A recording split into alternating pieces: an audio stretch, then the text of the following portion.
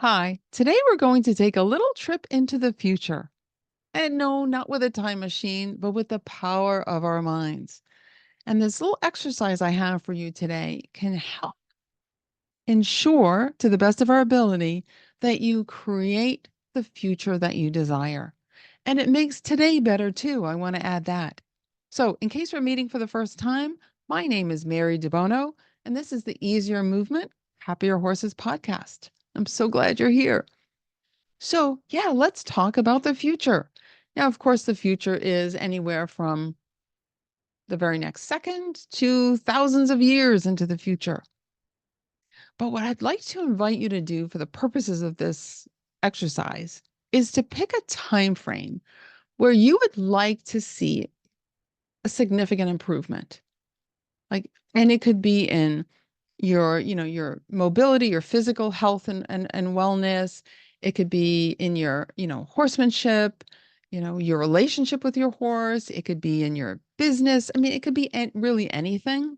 And we'll touch on a number of different things, but pick a time frame. So again, it could be a month, it could be 6 months, it could be 5 years. It's kind of nice to have enough time. So I'm going to say at least a few months where you can imagine a really compelling change. Because what we're doing is not going to be daydreaming, but it's going to be helping you craft a compelling future memory, if you will, so that your brain has a blueprint for what you really want. Because we make decisions all day long that affect our day-to-day life, they affect us in the moment, and they affect us in the future. And a lot of times, the negative consequences don't come until the future. Like it comes from accumulation of not the best decisions. So, what we want to do is, again, create this idea of a compelling future memory that we're actually drawn to so that our brain unconsciously even wants to get to that future, okay, to that future. And it helps us make even those unconscious decisions, because again, so many of them are unconscious. It helps us make better decisions today to help us get there. Okay. So, so again, I'm going to ask you to think about a time in the future. I mean, just for the sake of our podcast, we're going to say 5 years, but maybe you want to choose 6 months. Okay. It doesn't have to be you. And you can do this in several different times. So this is just one exercise, right? You can change it. And the next time you do it, you can pick a different time frame. But let's just say 5 years. And really imagine yourself in this 5 years. Okay. Like imagine yourself 5 years from now. So now maybe that's even hard for you to imagine, you know, it's funny. I have a very dear friend, and she's almost exactly 10 years older than I am. She's an amazing lady who does a lot of Feldenkrais. And I always look to her as kind of like my lighthouse. Like, oh, that's what 10 years in the future can look like, right? And she's gone through sadness, she's gone through loss because as we age, people pass and things happen and things like that. And she has the most amazing spirit and an incredible vitality about her and incredible human connections as well, and all kinds of wonderful things. So I often, I have her as sort of a bit of a role model, if you will. But we can use ourselves as a role model too. So we can use our future selves to compel us into that experience, okay, that we want to live. Okay. So, okay, let's think about this. So 5 years from now, how do you want to be feeling? How do you want to be moving? You know, I'm a movement teacher, right? I'm a Feldenkrais method teacher, and I teach movement education for horses as well with the De Bono moves and dogs, etc. How do you want to be moving? How do you want to be feeling? And, really, really drill down in the fact that, like, maybe you want to feel like this warmth in your chest, like you just feel really good, right? There's no stress. You feel relaxed and engaged, powerful. There's a lightness in your shoulders. There's an ease in your movement. There's a vigor, a vitality about you, right? picture yourself. If that's what you want, right? And I imagine most of you do, picture yourself embodying that in the future. If you want to add in a few wrinkles or whatever, be my guest, right? Make sure you add a smile, right? So have it be very positively framed. Okay. And, just think about that. But I am going to encourage you, though, to not be so specific that you're tying your state of well-being to a specific location or activity. Okay. Because the thing is, life does happen. Things do change, and we don't know what's going to happen from today to 5 years from now. Right. So we want to be resilient. We want to be able to embody this sense of well-being and, strength despite whatever happens in the 5 years.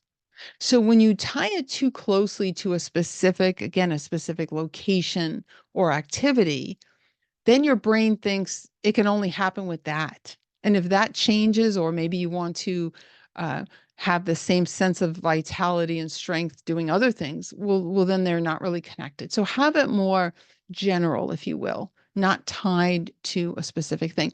It's almost as if, like, if you're, I don't know if you've played around with like any imaging or photo editing. They have those background removers now where you can just remove the background. Kind of have it like that, where you're not focusing on the background, that it's more about how you feel. And I'm going to also say this: you want to really step into that image as well. Like, you want to really feel it.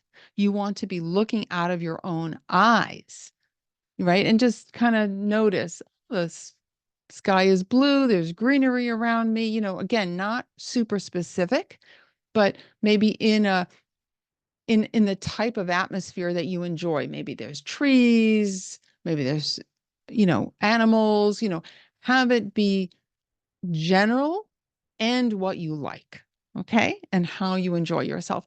And then again, moving through that in a way that feels really, really good and powerful to you, okay? And really infuse it with a lot of gratitude. Like, be really, really grateful that you're able to do this, whether, whatever kind of movement you're doing.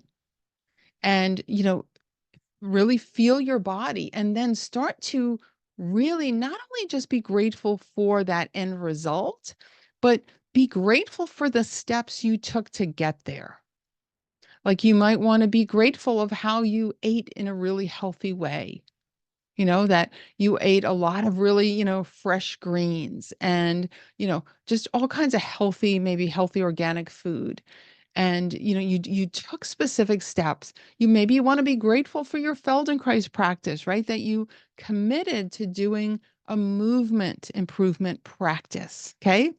And shout out to my students, right? This is what we do together, right? We have a movement practice so that we can feel good and we can move through life with greater ease. That helps us emotionally as well. Maybe you want to be grateful for learning about de bono moves, which you've learned to help your horse with, right? So think of all the different steps. Maybe you're really grateful because you're trekking through Nepal and you were able to afford that trip because you took certain steps to enhance your financial security, right?